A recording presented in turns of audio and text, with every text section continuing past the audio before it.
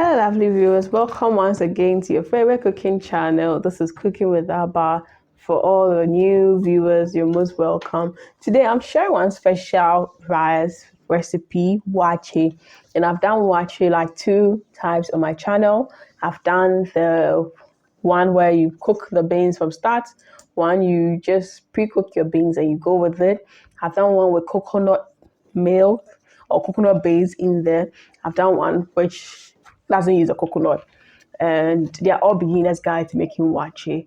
But this is the kind of waakye you need to be eating very often because this is highly fortified waakye.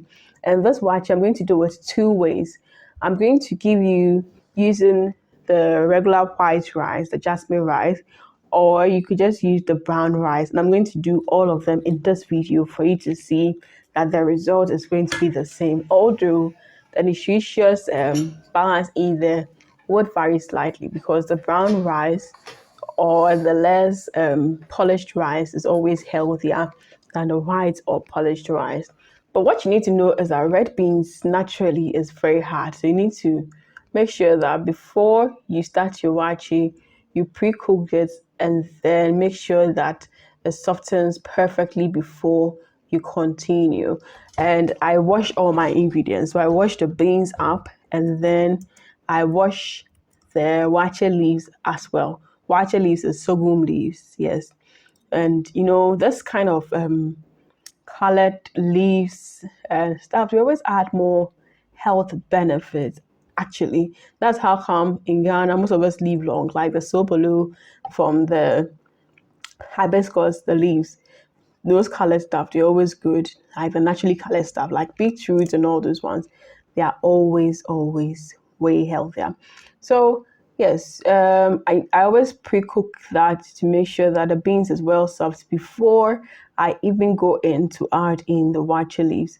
So the waakye leaves is just to increase the color. You could just do it with the red beans and your rice and you'll be good to go. But then, waakye is not waakye without waakye leaves. And when you add in the waakye leaves, what it does is that it gives it more color and it also adds in more taste. And let me chip in some of the benefits of the red beans. The red beans is often high in iron. So, iron deficiency has its own problem. So it's high in iron and it's high in fiber, high in protein, and it's a good antioxidant and it boosts your energy. And when it comes to your cells, it protects your cells and even reduces the risk of cancer. And it helps you stabilize your blood sugar. And for those with heart issues, yes, it's very good when it comes to your heart.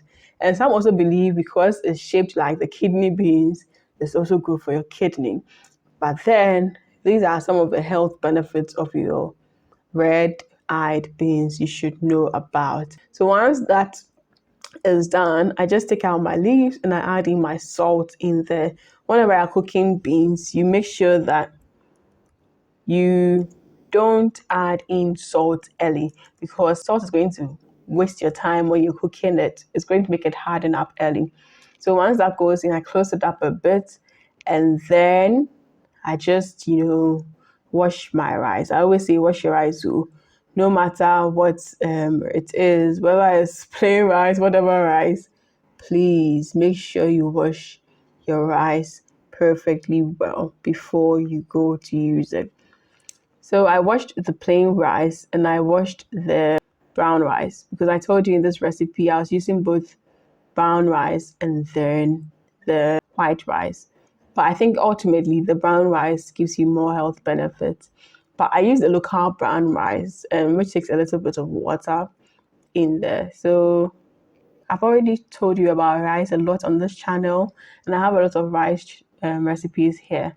And one thing I always do when I'm doing waakye is to add in a little bit of oil in there before it starts cooking everything together. That helps your waakye become less sticky. And you just cover this up and then you let it cook. And you realize it virtually look the same. You can't even strike the difference. If you have done this without the waakye leaves, you won't get the color properly. So it's good to check. And because it was still hard, the water I started with was small, so I added in a bit of water just to soften it up. The local rice takes more water. And this is one thing I do. When I take my leaves, I usually boil it a bit in water. And what that does is that it gives me more color from the leaves. And what I do is that when I brew the leaves again, and my rice is hard, instead of using regular water, I just add the leaves water to it, which also does the role of the water, but then it helps with my color as well. So whenever I take your waakye leaves, don't throw it away instantly. Keep it and use it to cook your beans again another time. Or you can even cook it and then be adding it in just in case. So you just mix it all up, and then once you realize the water is all drained, you lower your heat option, and then you can just wrap it with your napkin if it's still tough. If not, you could just leave it like that. And you realize the color difference, you don't see any difference. Oh, there's no difference.